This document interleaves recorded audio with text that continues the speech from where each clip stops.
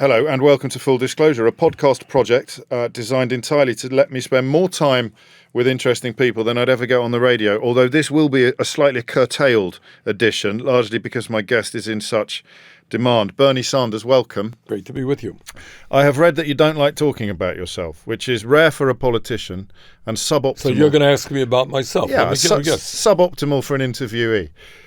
Did you, Well, I'll tell you why I don't like talking about myself. In America especially, politics becomes very personality-oriented. So you can have people who are really wonderful husbands or wives. They have great kids. You'd love to have a beer with them. They're really nice people, except they want to give huge tax breaks to the rich. They don't recognize climate change. They want to cut programs for the poor. But they're really nice people. So let's vote for them. And I think, in America at least, I won't comment on the UK, we need to concentrate a lot more on the issues that are impacting working people's lives, on climate change, etc. Which, of course, brings us to your book, It's Okay to be Angry About Capitalism, and indeed to your political life. But a few words, if you would, on your pre-political life, and perhaps on where your sort of political consciousness came from. Well, I think my political consciousness was shaped by two important realities, as best I can figure out. You never know. Hey, for sure. Number one, I grew up in a working-class family in Brooklyn, New York. And we were not poor, but we lived in a rent-controlled apartment. We never had a lot of money. And the stresses that brought upon my family was something that I've never forgotten. And obviously, it's the same type of stress that impacts tens of millions of people in my country. So that had a profound impact on me. And the second is that I'm Jewish. When I grew up, the Holocaust had occurred in my neighborhood. I can well remember people with tattoos on their arms from the concentration camps and learned, that 6 million people have been slaughtered because of their religion. So that kind of made me very conscious about racism and why people hate each other for the most absurd reasons. So those are two of the factors that have influenced me. Your father had his family was wiped out by Hitler, yeah. He came to America when he was 17. In what is now Poland, still is part of Poland. Yeah. So were you an angry young man? No, I was mostly playing basketball and baseball. And when I was in high school, I was a pretty good runner. I ran the mile.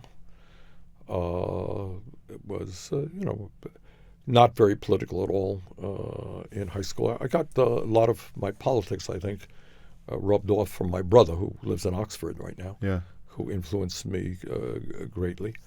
We didn't have many books. My parents were not much in the way of reading, and my brother brought books into the house, opened my mind up a little bit. And that was a big influence. Were you a good student? Fairly good student, not a great student, but pretty good. But you transferred to the University of Chicago in 1960. I went to Brooklyn College, which was a few blocks away from where I had grown up. My mother died that year, and I kind of wanted to get out of Brooklyn. And I was lucky enough to get into the University of Chicago. It's a very good university.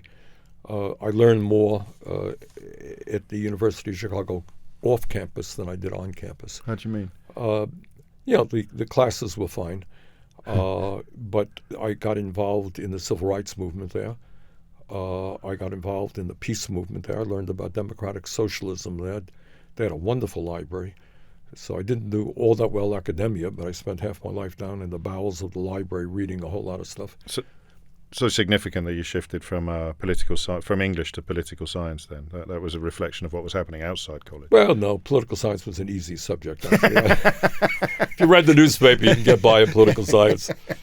I actually would have preferred to go to medical school and become a psychiatrist or a psychologist or something, but that was too hard, so we ended up in political science. So this is the blooming then. This is the social conscience really kicking in when you're in Chicago. What did that feel like? Did it feel like avenues opening up, or did it feel like a frustration at how many avenues were closed? It wasn't avenues. I wouldn't use that phrase. Okay. It was learning. When I grew up, there were very few African Americans in my community.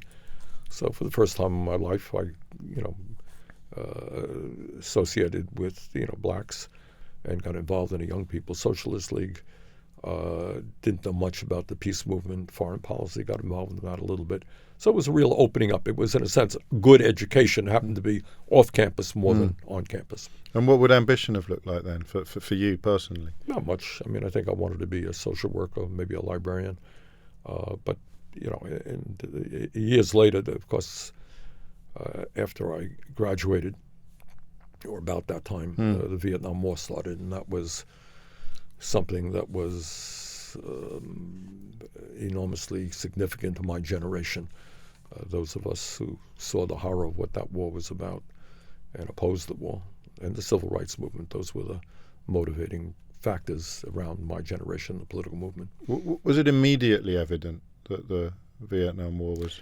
I don't know what the word was way back when, but, Sure. It was, what we were seeing is our friends in our generation getting drafted, coming back in body bags, or maybe coming back really broken in spirit or addicted to drugs.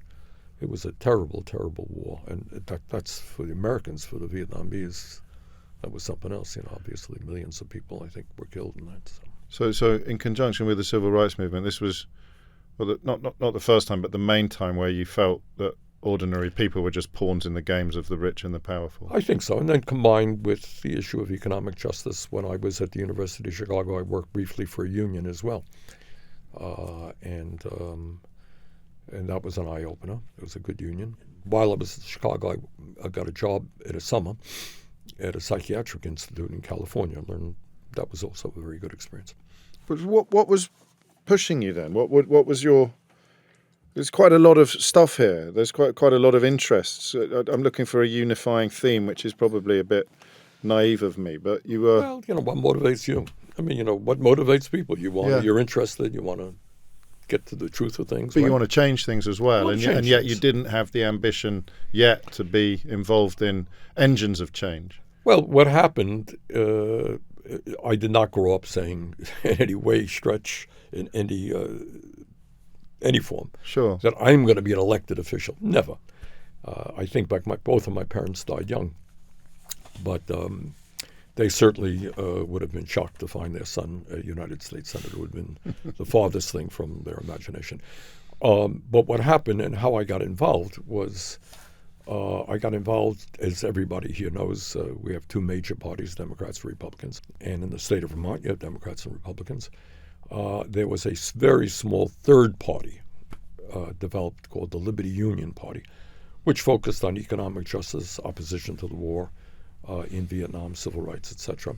And I got involved in it. And nobody thought that you would get elected.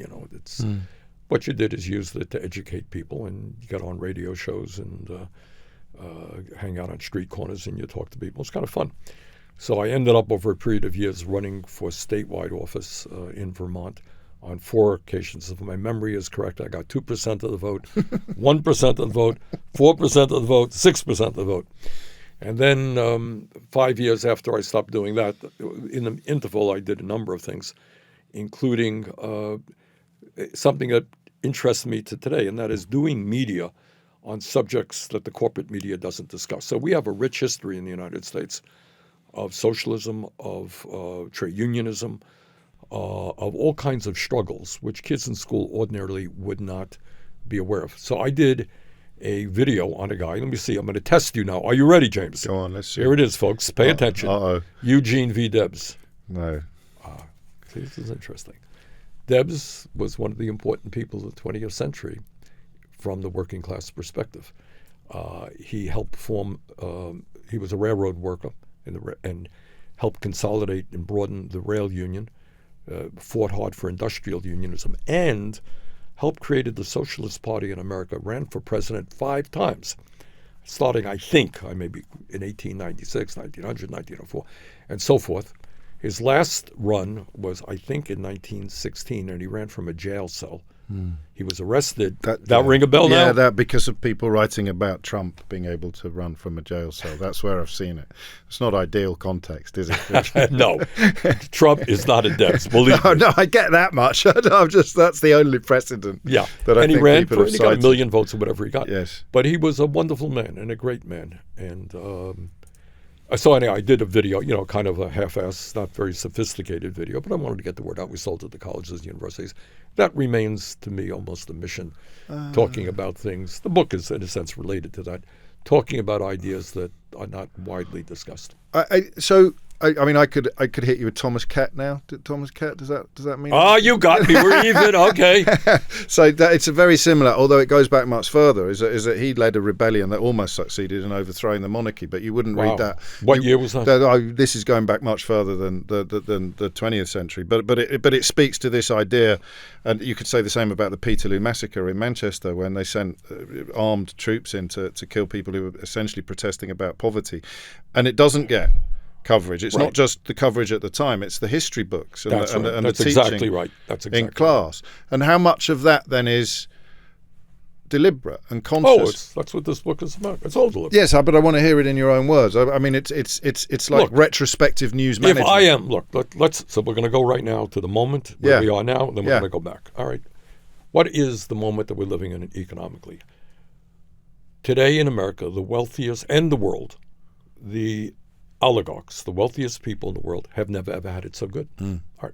So when everybody hear it, if you are having trouble paying rent or affording food or the basic necessities, the people on top today, that class of people have never, ever had it so good. Today in America, you have 3 people owning more wealth than the bottom half of American society. You got that? 3 people on one side, 160 million people on the other side. So that's Buffett, Gates, and Bezos. You got it. No, it's not Buffett. No, it's, Gates, Bezos, and Musk. Musk. Sorry, yeah. Bezos, the Buffett gives it away. Yeah, he's up to a point. Lord, don't Copper. Stay up nights worrying about it. That's another story. But they're embarked upon a mission of constant accruement. That's right. There is never enough. That's exactly the point. That's what the book is about. Yeah. And worldwide, you have the top 1% owning more wealth than the bottom 99%. So here we are in the year 2024. 250 years after maybe the beginning of modern democracy. That's where we are. Top 1% owns more wealth than the bottom 99%. So the question is that you asked, why don't we learn more about it? There are 100 different ways that the people who own, that the ruling class wants to maintain their position of power. Sometimes they have to use military force, but that's ugly. But what you do is you hide truth from ordinary working people. So instead of talking about the greed of the ruling class, we'll talk about what immigrants do. We'll talk about the threat, quote-unquote threat of the gay lifestyle or whatever it may be. But there is a very consistent pattern of trying to deny class consciousness. For example, right now in America, 60% of Americans are living paycheck to paycheck. There's that phrase that you understand. Yes, of course. Okay. Yeah. If you listen to television in America, you watch TV, the word working class will never, ever be used. There is no class in America. There is no working class. Okay? And that's not an accident. We are a classless society with 3 people owning more wealth than the bottom half. But we don't even want to talk about class. We don't want to talk about the history of class struggle. We don't want to talk about how working class people can come together and what a new vision for society would look like. Partly because of the myth of the American dream, the myth of aspiration. There's that Steinbeck line, isn't there, about there being no such thing as poverty in Dust Bowl era America, just temporarily frustrated millionaires.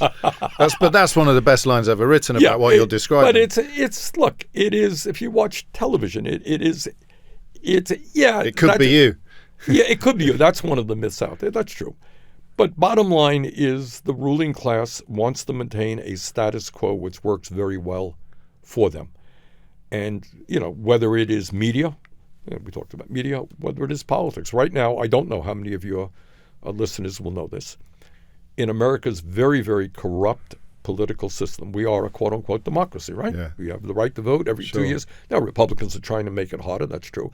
But what's even more significant is if you are a billionaire in the United States of America today, you can set up what is called a super PAC, Super Political Action Committee. Do you know what that super PAC can do, James? Oh, yeah, I do.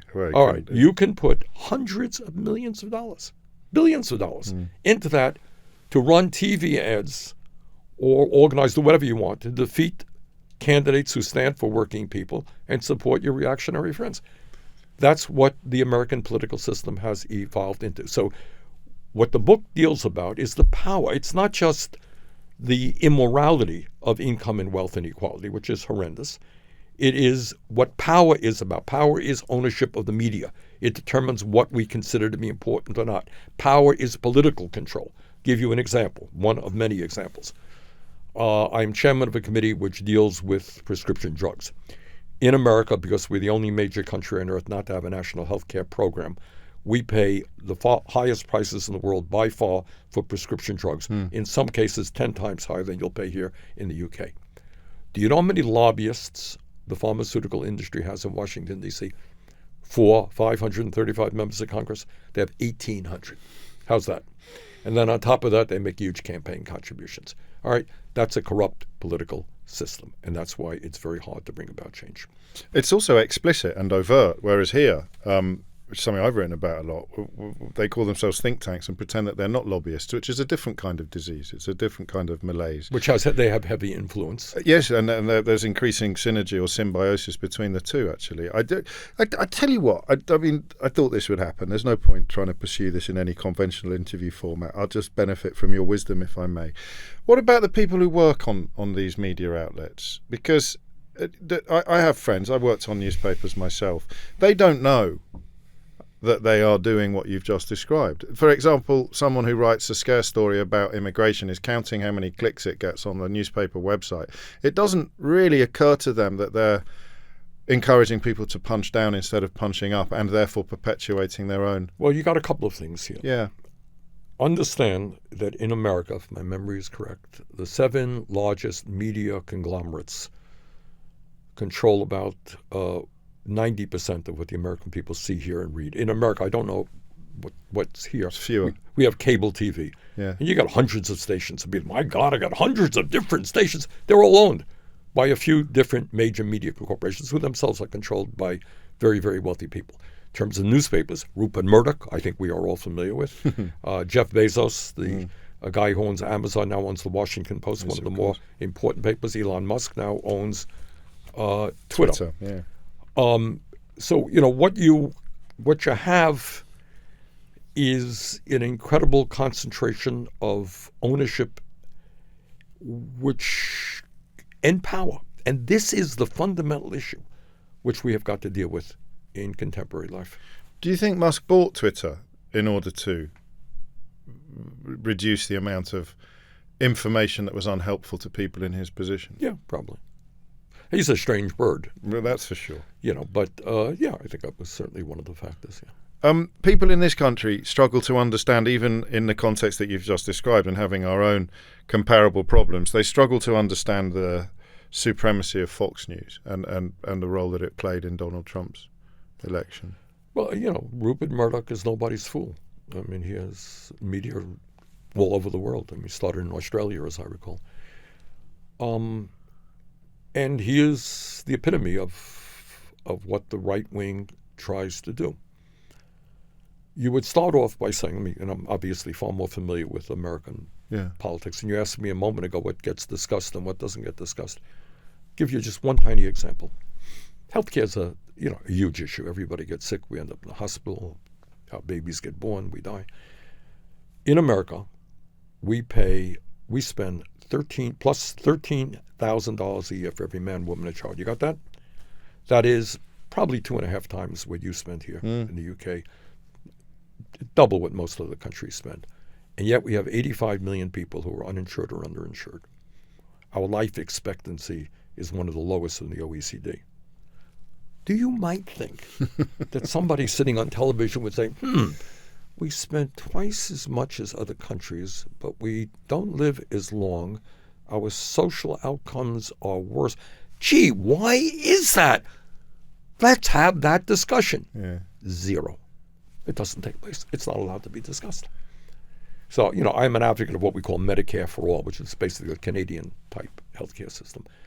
Very few people will even talk about it because of the power of the insurance companies and the drug companies. The same with the fossil fuels in a way. Exactly. Somebody somewhere is making so much money that they can't possibly let that conversation be conducted. Let me give you an example, very specifically, and answer your question.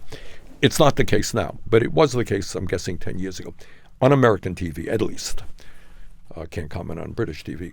On American TV, there would be a commentator say, now we're going to discuss climate change. Yeah. And we have two people here. Dr. Smith believes that climate change is real, having studied the issue for 90 years.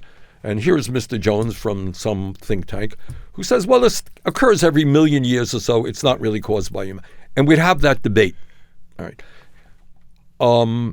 And I literally brought in the heads of the national networks. They didn't all come in, one or two of them. And I said, this is ridiculous. This is nonsense. You can't have two sides of the issue when the entire scientific community is very clear that climate change is man-made. And, that wasn't the factor, but gradually more and more people understood that. But let's get back to climate change and raise an interesting issue. Yeah.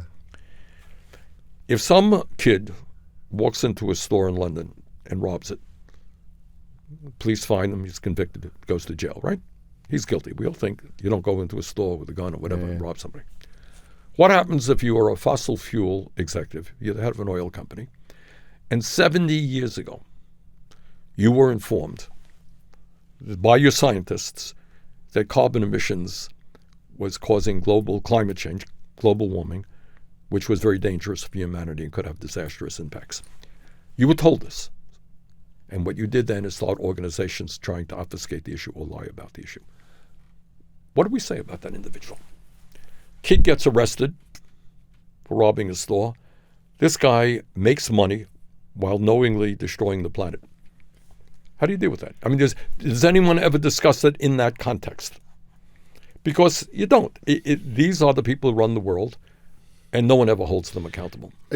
Tobacco be another example. Exactly. Very good example. So here's the thing.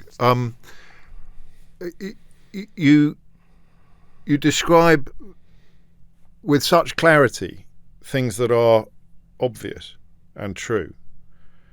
I'm interested, you wanted to be a psychiatrist when you were younger. In a way, it would more be the psychologist that would answer the question, not necessarily what that very high up fossil fuel person is doing, but what that modestly paid person who's working for them is doing. The psychology of the journalist who amplifies the lobby, the fossil fuel lobby, or the producer who insists on balance, who is doing it from a position of they believe they're doing good work. They believe it's important that both positions are represented. Exactly.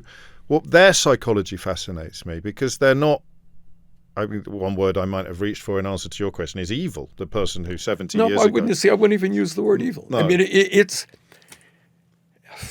How do you describe it? I don't know, you see. Yeah, I mean, but it's a big deal. Yeah. And it's what we have to say, well, maybe evil. I mean, it's one thing. Look, you make a mistake, I make a mistake. Business people make mistakes every day. You would hope and expect that a vaguely moral business person said, you know what, I produced a product. It turns out that it's a harmful product. Yeah. I'm taking it off the market. Yeah.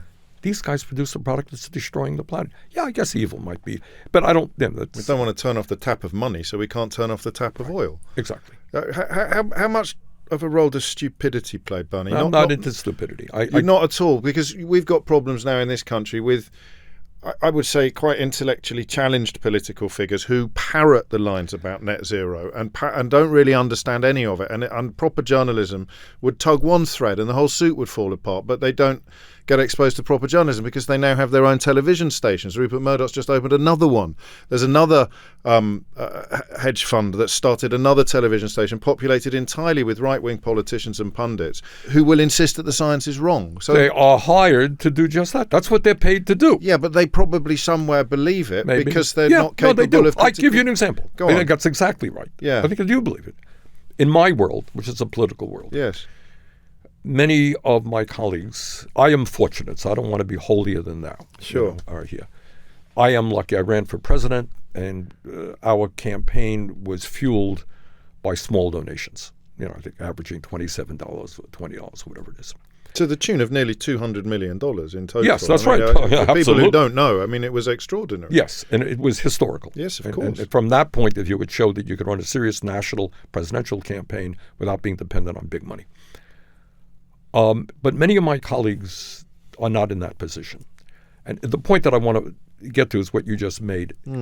So if one were to say to them, why don't we move toward a Medicare for all, Why don't we take on the insurance companies and the drug companies, provide quality care to all at less cost?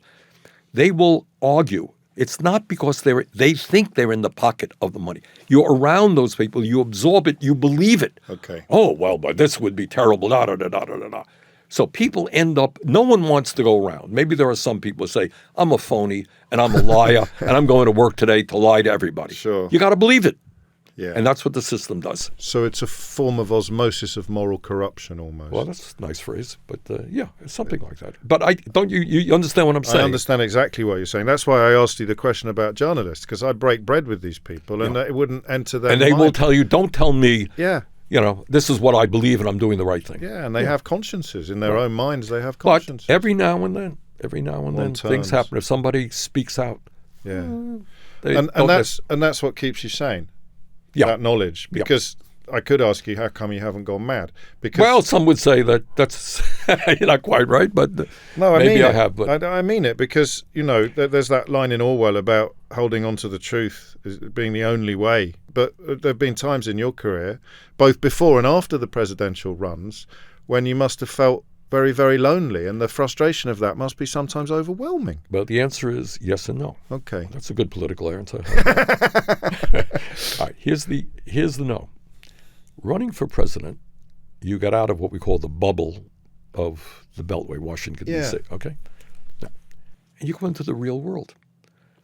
And when you run for, at least when I ran for president, we had literally hundreds of what we call town meetings. You don't do that so much in the UK. I don't know. Not really, no. They're really great. You have 300 people in a room, and I'll speak for 10 minutes and open it up. Okay, what do you think?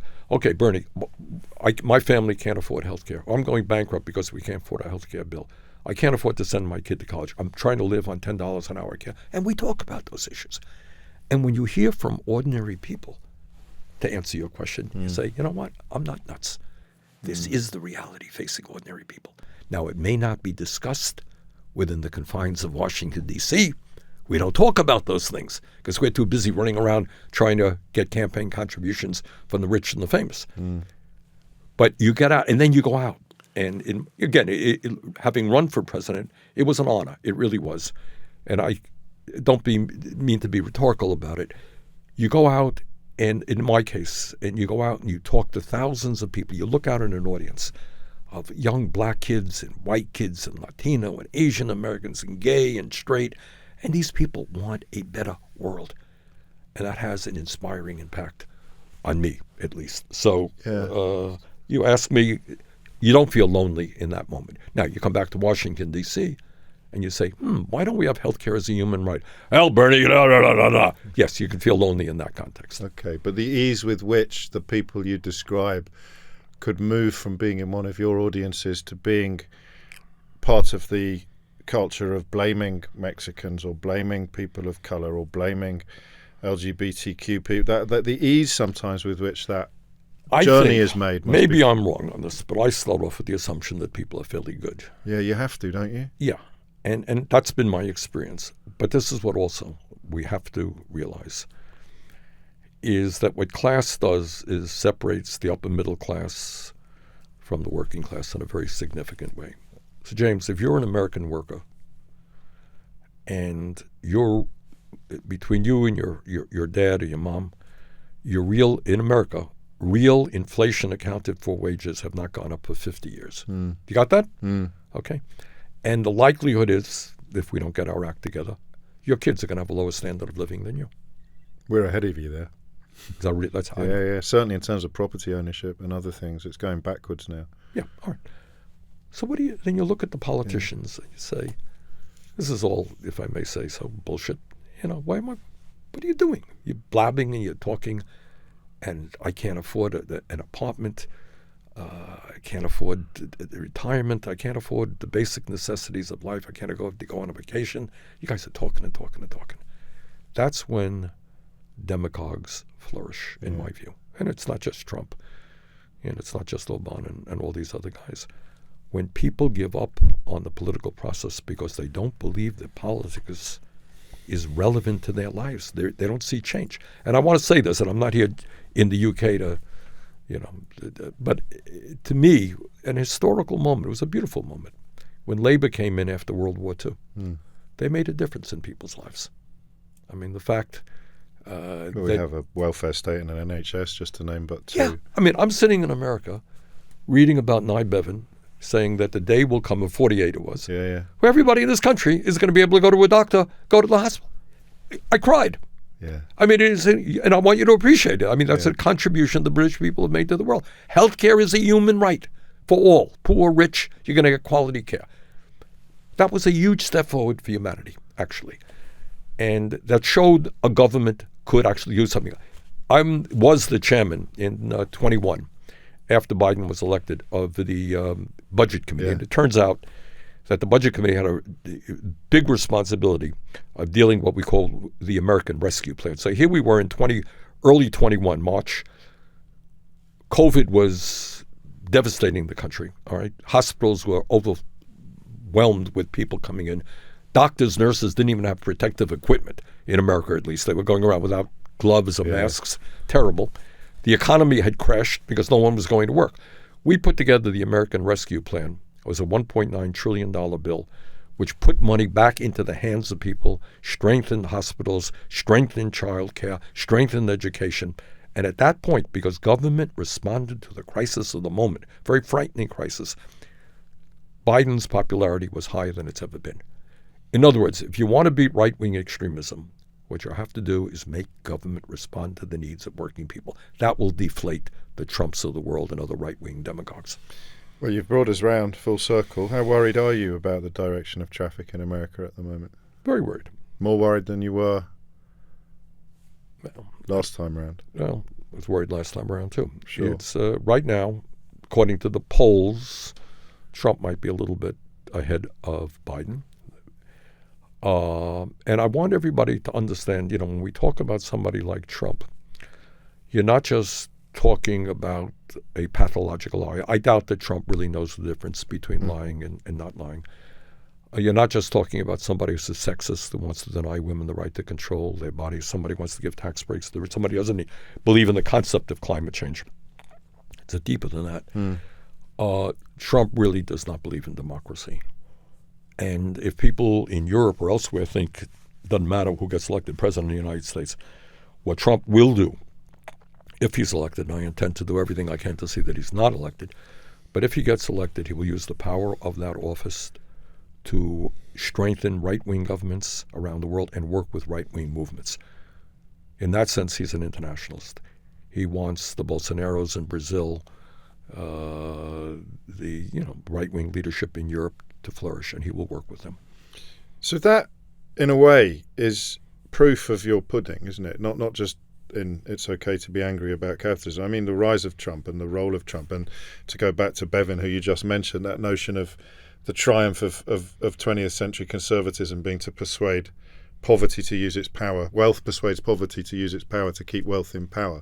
Then Trump's the perfect embodiment of that. So he proves so much of what you argue and prove. And yet his success speaks to a failure of our political position at the same time. So it's as if you're being vindicated by tragedy. Sadly so. And, we're doing our best. It ain't easy to try to rectify that situation. I mean, I'll give you examples after example, but, we have situations where corporate interests put money, they don't care if it's the Democratic or the Republican Party, they'll put money into both political parties, so long as people who stand for the working class do not get elected. And so how, I mean, you must have been asked this a million times and you provide some answers in the book, but how do you begin to turn the tide back? Well, look, we have had some really good success, and it's not widely known, I think, worldwide. When I was elected to the House of Representatives back in 1990, I helped form a caucus called the Progressive Caucus. We started off with 5 members. Today, I don't know how many. It's well over 100 in the Progressive Caucus. And among those 100 plus, there are dozens, literally dozens, of young, strong progressives, often women, often people of color. I would never have dreamed, back in the 1990s that could occur. So these are grassroots activists who got elected to the Congress. People are familiar with Alexandria Ocasio-Cortez, who's doing a great job. But she's not the only one. Sure. She has dozens of allies there. And that is a very positive thing. The other thing that I would say, James, is what we have seen in the last few years in the United States, thank God, is a real significant uptick in labor organizing and unions prepared to take on the ruling class and fight for decent contracts. I suspect you're familiar with the United Automobile Workers and their successful victory against the automobile industry. But we're seeing more and more of the growth of the trade union movement. The pendulum's swinging back in a way. It is. Isn't it? After being dismantled during the Reagan-Thatcher sort of Well, era. I can't speak to what happened here. Well, I'm sure it's the same thing. It was pretty similar. In the United States, the union movement became conservative, ossified, and now we have new leadership who are prepared really to point out the massive level of income and wealth inequality and the power the ruling class has, and they're moving to take them on. It is a very, very positive step. So I'm going to push finally for once more at this tension between people give you hope, but events keep taking it away. Yes. Look, it's I was we had a meeting last night in Liverpool, and somebody asked the question: I'm 25 years of age. Yeah. I'm worried about climate change. I can't afford rent. I'm feeling overwhelmed. What do I do? Well, I can't give personal advice. I'm not like an agony uncle. Yeah. But this is what, here's the good news and the bad news. The bad news is the world is really going to hell. I mean, it is ugly what we're seeing right now, the kind of greed we're seeing, the wars that we're seeing in Ukraine, in Gaza, the pandemic. I'm chairman of a committee. I talk to scientists all the time. Bad news is, guess what? There may be another pandemic in a few years, and we don't have a handle on it yet. Climate change is sitting out there. We're looking at artificial intelligence. What will that do to the economy? Is a machine going to be sitting where you are? Or are you going to be asking questions in 10 years? All right, what are we going to do about that? So there are a whole lot of enormous crises facing our planet. That's the bad news. I think the continuous good news is that if we're prepared to overcome tribalism and the fact that, I'm one color and you're another color and I was born in another country, and we work together nationally and we work together internationally, we can. I have confidence that humanity can turn it around. But it's not going to be easy. We have to. We do. The planet, literally, civilization and the democracy is at stake. The planet is at stake in terms of climate change. You've got people with nuclear weapons who should not have them. And as if to prove your point about the scale of the challenge, I will now spend my journey home thinking of the million things that we haven't even touched on in the course of this conversation. It's okay to be angry about capitalism by Bernie Sanders is out now. Bernie Sanders, thank you. Thank you very much.